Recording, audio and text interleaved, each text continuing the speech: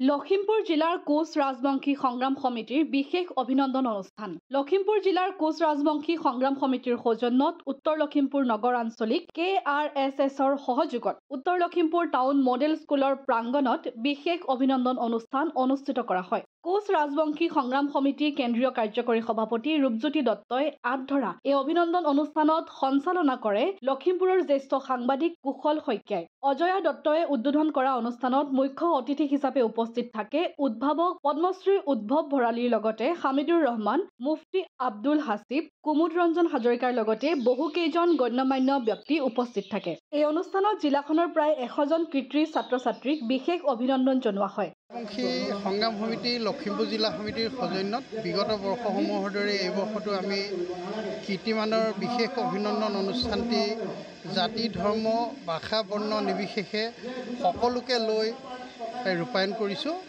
আৰু এই অনুষ্ঠানটো আমি জিলাভিত্তিক ৰূপায়ণ কৰিছোঁ। 80 ঊৰ্ধৰ কীৰ্তিমানসকলক আমন্ত্ৰণ কৰিছোঁ। এই অনুষ্ঠানটোত আমি জিলাখনৰ শিক্ষাবিদ বুদ্ধিজীৱীসকলক আমন্ত্ৰণ কৰি আনিছোঁ। এই অনুষ্ঠানত দুগৰাকী জ্যেষ্ঠ সাংবাদিকক আমি বৰণ কৰিছোঁ, কুশল শইকীয়াদেৱ আৰু দীপেন বৰাদেৱক। এই অনুষ্ঠানটি 2টা বজাত অন্ত পৰিব আৰু 2টা বজাত আমি সমন্বয়ৰ এসাঁজ শীৰ্ষক এটি অনুষ্ঠানৰ ৰূপায়ণ কৰিম। সেই অনুষ্ঠানত আমি সকলোৱে বহি একেলগে এমুঠি অন্ন গ্ৰহণ কৰিম।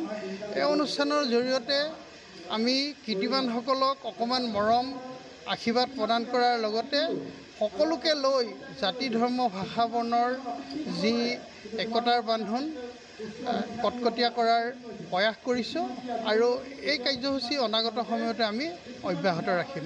ধন্যবাদ। লখিমপুৰৰ পৰা ৰাহানুদ্দিন আহমেদৰ ৰিপৰ্ট, অসম আদিত্য।